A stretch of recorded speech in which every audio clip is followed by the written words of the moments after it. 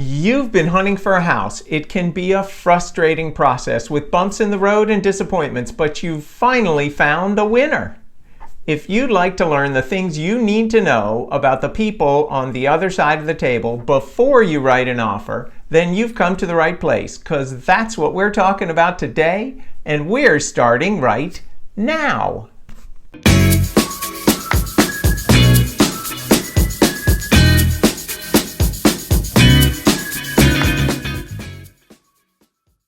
Hi there. Welcome back to my channel. My name is Harry Moore and I'm a veteran full-time realtor in the Washington, D.C. real estate market. And I post new videos every week about all things real estate in the DMV. So let's jump right in. First, we'll look at the sellers. Do they live in the property? Usually you can tell by looking at the photos online, but sometimes it's hard to tell. If I walk into a house and I think that it might be staged, one of the first things that I do is look in the fridge to see if there's food. If the fridge is full, then the house is probably occupied. An empty fridge doesn't always mean they've moved out, but it's a pretty good sign. Another good place to look is in the bathrooms. See if there are toothbrushes, hairbrushes, and other grooming items. Also, are there clothes in the closets? If a house is vacant, then the seller's usually going to want a quicker settlement. Even if they don't have a mortgage, they'll still be paying carrying costs like utilities, taxes, or maybe condo and HOA fees. How long have they owned it? If they bought the property in the past 6 to 12 months, then it's almost certainly a flip. If that's the case, you want to look at any renovations a little more carefully. I find that generally people who've renovated their houses to live in are more thoughtful than flippers about how the work is done. Obviously, that's not always the case, but it's certainly something to keep in mind. When we're trying to gather information about the sellers, there's a lot that we can glean from online sources. But I always like to try and have a conversation with the seller's agent early on in the process. This serves two purposes. First, it lets them know that my buyers may be interested, so they'll keep me updated about what's going on with possible offers or other things we may want to know. Second, it gives me the opportunity to connect with the agent and see what sort of offline information they may share. Some people are chatty, and those details can be really important to have when the time comes to write an offer. The more we know about what's important to everyone on the other side, the better. Why are they selling? This isn't always something that's easy to find out, but whatever information we're able to gather can be helpful. If you have a seller who's just testing the market and isn't really motivated to move, they'll go about the whole process in a very different way from someone who just has a job transfer and they've got to be there in 60 days.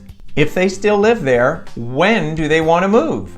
You might have a seller who has a house under contract already and they have a settlement scheduled very soon. They'll want a quick settlement and maybe a rent back for some period of time. The other end of the spectrum is a seller who bought new construction and their new house isn't ready yet. They'll probably be looking for a buyer who can give them plenty of time to settle and is flexible. Here's something else to think about with a seller who's still living in their house. Try to get a sense about them as people. Look at books on the shelves, diplomas, pictures, and other personal items that are out and visible. No snooping now. Here's a story about how books on the shelf got my clients a house. I had a buyer client who played with the National Symphony, and she noticed that the owner of an apartment she was interested in had many years worth of symphony programs on her bookshelf. So I played that up in my cover letter. It was a multiple offer situation. We won, and the listing agent told me that the seller was really thrilled to know that someone from the symphony would be living in her home. Next, see what you can find out about the sellers online. Google searches, Facebook, LinkedIn, and others are good places to look. Next up, let's take a look at the seller's agent. How long have they been in the business? Experienced agents aren't necessarily better than newer agents. I've had good transactions with very new agents and terrible ones with agents who've been in the business for decades. But it's still good to know. Do they have experience in the neighborhood? If so, what are their statistics? Again, it's not a be-all or end-all, but it's good information to have. Are they responsive to inquiries? If they don't respond in the beginning, often that tells me that they may not be easy to work with throughout the process. So there you go. Some questions to think about when you're getting ready to write an offer. It's not a comprehensive list, but it is an assortment of things that'll help you to understand the dynamics of what may be happening with the other side.